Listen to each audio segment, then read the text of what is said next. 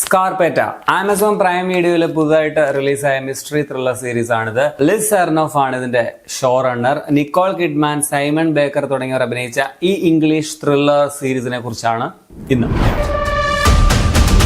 Doctor K സ്കാർപേറ്റ എന്നൊരു forensic ഉദ്യോഗസ്ഥയുടെ കഥയാണിത്. സ്ത്രീകളെ ക്രൂരമായിട്ട് ബലാത്സംഗം ചെയ്തു കൊല്ലുന്ന ഒരു സീരിയൽ കില്ലറിന്റെ പിന്നാലെയാണ് സ്കാർപേറ്റ.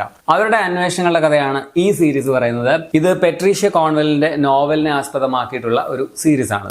ഒരു ഓക്കേഷ് ആവറേജ് അനുഭവമായിട്ടാണ് എനിക്ക് ഈ സീരീസ് കണ്ടപ്പോൾ തോന്നിയത്. ഇതിന്റെ മിസ്റ്ററി ഇൻട്രസ്റ്റിംഗ് ആണ്. ആരാണിത് ചെയ്തത് എന്നുള്ള ആ ഒരു സസ്പെൻസ് അവസാനം വരെ നിലനിർത്താൻ അവർക്ക് സാധിച്ചിട്ടുണ്ട്. നമ്മളിങ്ങനെ ഊഹിച്ചുകൊണ്ടേയിരിക്കും അവരാണോ ഇവരാണോ എന്നുള്ളത്. അതെനിക്ക് ഇഷ്ടപ്പെട്ടു.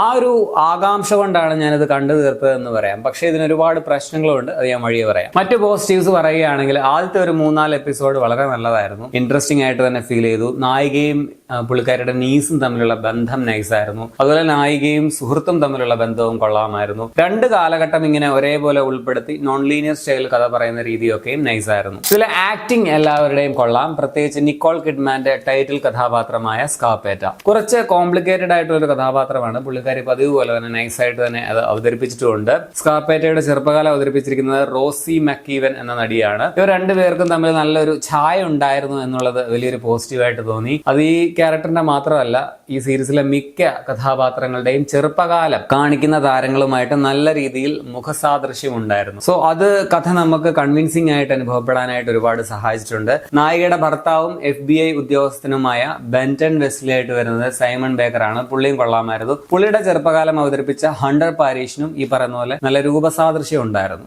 നായികയുടെ ചേച്ചി ഡൊറോത്തി എന്ന കഥാപാത്രം പലപ്പോഴും എനിക്കൊരു ഇറിറ്റേഷൻ ആണ് എന്ന് പറയാം. ജെയ്മി ലീ കർട്ടിസ് ആണ് ആ റോളിൽ വന്നത്. പെർഫോമൻസ് ഒക്കെ നൈസായിരുന്നു. പക്ഷെ ആ കഥാപാത്രം എനിക്കെന്തോ അത്ര സുഖം തോന്നിയില്ല. ചേച്ചിയുടെ ഭർത്താവും സ്കാർപേറ്റയുടെ ഉറ്റ സുഹൃത്തുമായ ഡിറ്റക്റ്റീവ് പീറ്റർ മെറിനോയാണ് എനിക്ക് ഇഷ്ടപ്പെട്ടതിലെ വേറൊരു കഥാപാത്രം. ഇതിന്റെ ക്യാമറയും കളറിങ്ങും ലൈറ്റിങ്ങും നൈസാണ്. ഒരുപാട് ടൈറ്റ് ഷോട്ട്സ് ഒക്കെ ഉണ്ട്. അത് രസം ഉണ്ടായിരുന്നു കാണാനായിട്ട്. പ്രത്യേകിച്ച് അപ്പോഴത്തെ ഒരു ബ്ലൂയിഷ് ടോൺ ഒക്കെ നൈസാണ്. ബാക്ക്ഗ്രൗണ്ട് സ്കോർ, മ്യൂസിക് ഒക്കെ ഒരു ഓക്കെ ഫീൽ ആണ് വന്നത്. സെറ്റും കാര്യങ്ങളും ഒക്കെ ചിലയിടങ്ങളിൽ ഇങ്ങനെ ഒരു കൃത്രിമത്വം ഫീൽ ചെയ്യിപ്പിച്ചു. ഇതിനുള്ളിലെ ഡ്രാമയാണ് വളരെ അസഹനീയമായിട്ട് ഫീൽ ചെയ്തത്. ആദ്യമൊക്കെ വലിയ കുഴപ്പമില്ലായിരുന്നു. നമുക്ക് ഒരു താല്പര്യമൊക്കെ തോന്നുമായിരുന്നു. പക്ഷെ പോകെ ഒരു 6-7 എപ്പിസോഡൊക്കെ ആയപ്പോൾ ഈ ചേച്ചി, അനിയത്തി, മോൾ ഇവരുടെ റിലേഷൻഷിപ്പ് പ്രശ്നങ്ങളും ഒക്കെ ആയിട്ട് വെറുപ്പിച്ചൊരു സീരിയൽ പരുവമായിട്ട് മാറിയെന്ന് പറയാം. നമുക്കൊട്ടും ഈ കഥാപാത്രങ്ങളിൽ ഇമോഷണലി അങ്ങോട്ട് ഇൻവെസ്റ്റ് ചെയ്യാൻ പറ്റുന്നില്ല.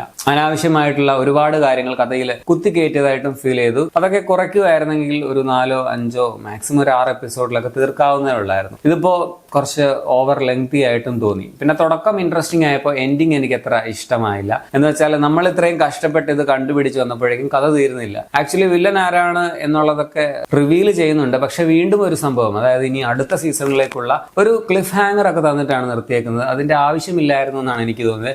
ഇത്രയും വലിച്ചു നീട്ടാതെ ഈ സീസണിൽ തന്നെ കഥ മുഴുവനും പൂർത്തിയാക്കിയാൽ മതിയായിരുന്നു എന്നാണ് എനിക്ക് പേഴ്സണലി ഫീൽ ചെയ്തത്. സോ മൊത്തത്തിൽ ഒരു ആവറേജ് ത്രില്ലർ സീരീസ് ആയിട്ടാണ് എനിക്ക് സ്കാർപേറ്റ തോന്നിയത്. ക്രൈമും ഇൻവെസ്റ്റിഗേഷനും ത്രില്ലർ ഭാഗങ്ങളും ഒക്കെ നൈസായിട്ട് വന്നപ്പോൾ drama portion TV serial level ആയിപ്പോയി എന്ന് തോന്നി. സോ ഒരു ഓക്കേഷ് അനുഭവം എന്ന് പറയാം. ഇത് നിങ്ങൾക്ക് ആമസോൺ പ്രൈം വീഡിയോയിൽ കാണാം. 45 മിനിറ്റ് മുതൽ 55 മിനിറ്റ് വരെ ദൈർഘ്യമുള്ള 8 എപ്പിസോഡുകളാണ് ഈ സീരീസിനുള്ളത്. ഇംഗ്ലീഷിനൊപ്പം മലയാളം ഡബിങ്ങും അവൈലബിൾ ആണ്. പിന്നെ ഇത് സ്ട്രിക്ട്ലി 18+ ആണ്. ന്യൂഡിറ്റി ഉണ്ട്, വയലൻസ് ഉണ്ട്, അതുപോലെ മൃതദേഹങ്ങൾ കീറി മുറിക്കുന്നതൊക്കെ ഉണ്ട്. സോ അത് ഓർത്ത് കാണുക. അപ്പൊ നിങ്ങൾ ഈ സീരീസ് കണ്ടിട്ടുള്ളവരാണെങ്കിൽ നിങ്ങളുടെ അഭിപ്രായം കമന്റിൽ രേഖപ്പെടുത്തുമല്ലോ.